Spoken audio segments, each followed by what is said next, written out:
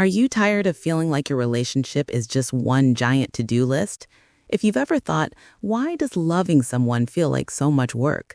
Then stick around, because today we're pulling back the curtain on something that's quietly shaping modern relationships: emotional labor.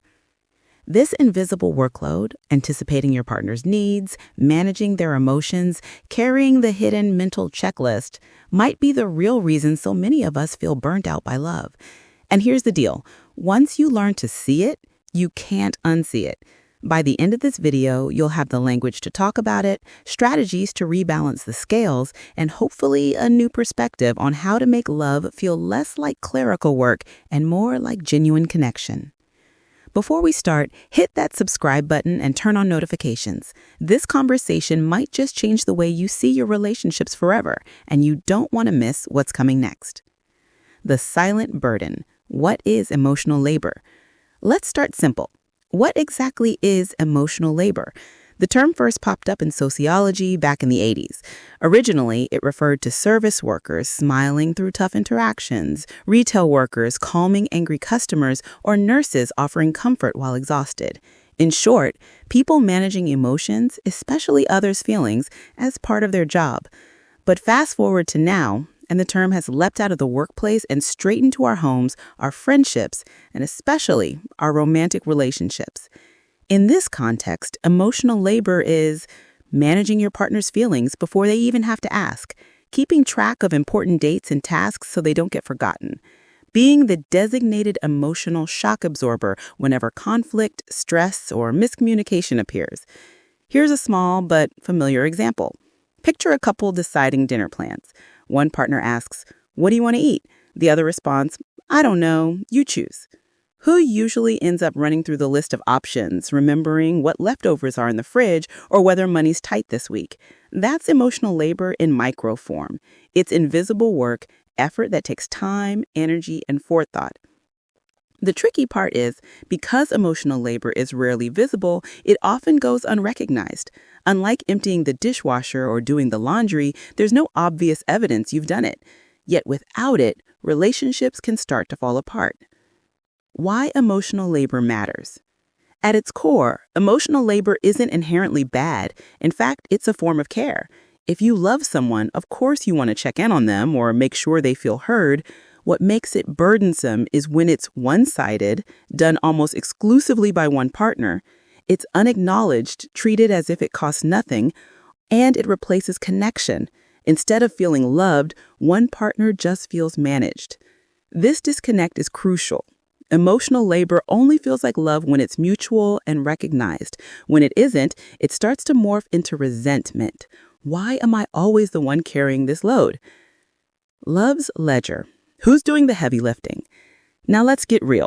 Emotional labor in relationships is rarely evenly split.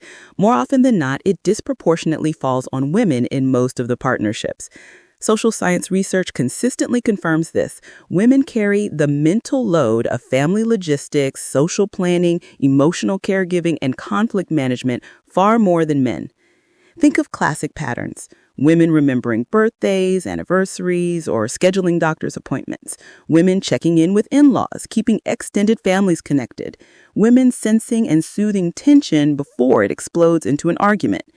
For men, the labor goes unnoticed precisely because it's so seamless. They might not even realize their partner has been quietly orchestrating harmony, anticipating comfort, and planning months ahead. What makes this challenging in 2025 is technology. Modern relationships are always on. We text throughout the day, share schedules on shared apps, monitor each other's moods via voice notes, and FaceTime before bed. With constant communication comes the expectation of constant emotional availability, and that amplifies emotional labor like never before. Real-life scenarios everyone recognizes. Planning trips. One partner researches flights, reads reviews, creates itineraries, remembers who prefers aisle versus window seats. The other simply packs a bag and shows up. Handling family drama. One partner runs interference with difficult relatives, smooths over conflicts, and ensures holidays run smoothly. The other attends stress-free. Relationship maintenance. One person says, we should talk more about our goals, or we haven't had date night in weeks. That person becomes the guardian of closeness, shouldering the responsibility for growth.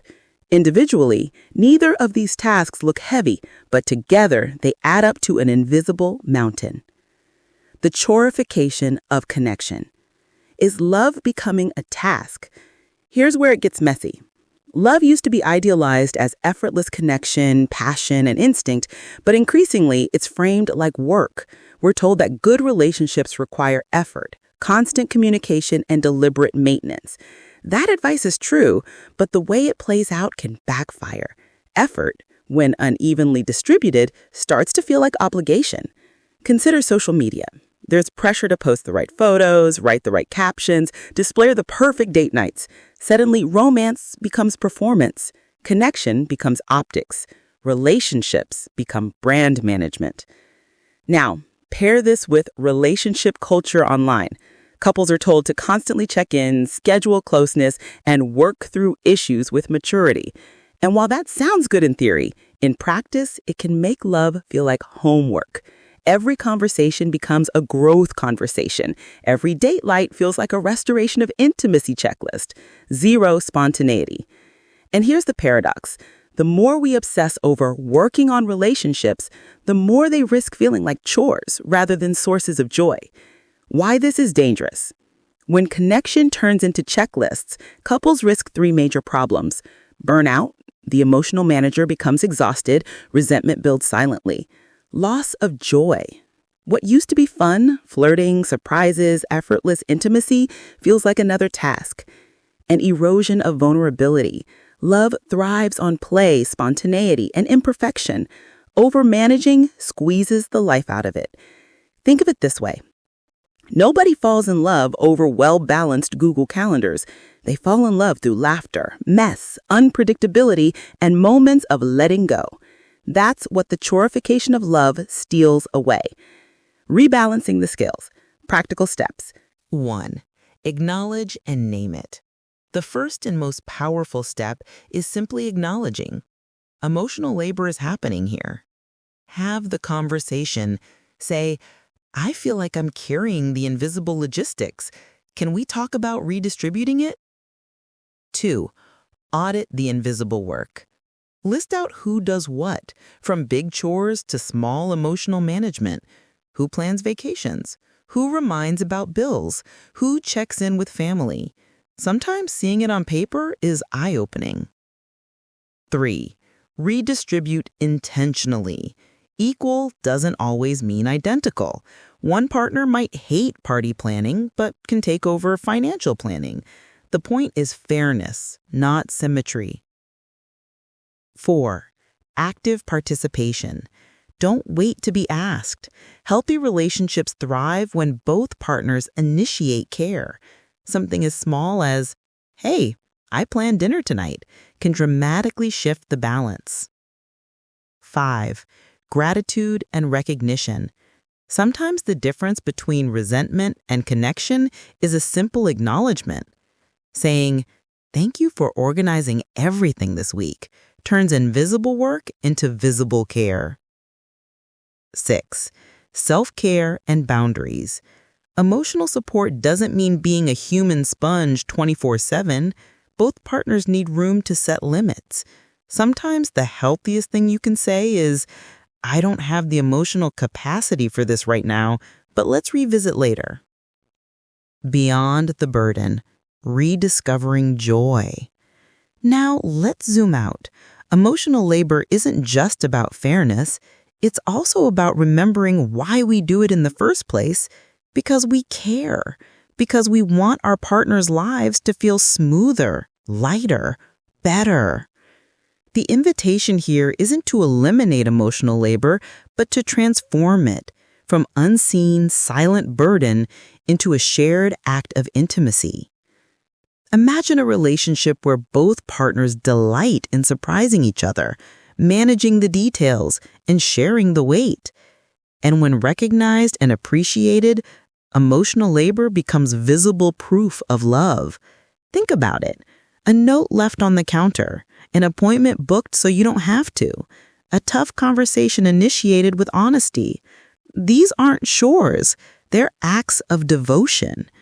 The challenge and the opportunity is to reframe emotional labor not as work you're stuck with, but as care you choose to give.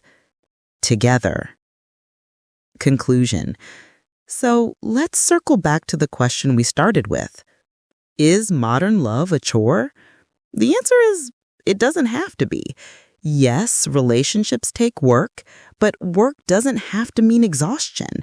If emotional labor is recognized, shared, and appreciated, it becomes not a burden, but the glue that holds intimacy together. Now, I want to hear from you. Have you ever felt like the emotional manager in your relationship? What strategies have or haven't worked in balancing it out? Drop your experiences in the comments. I know so many of you have stories that could help others going through the same thing. If this conversation resonated with you, don't just click away. Subscribe to this channel. Share this video with someone who might need it. And let's keep decoding relationships together. Trust me, future you and your partner will thank you. Because here's the truth. Love isn't meant to feel like overtime.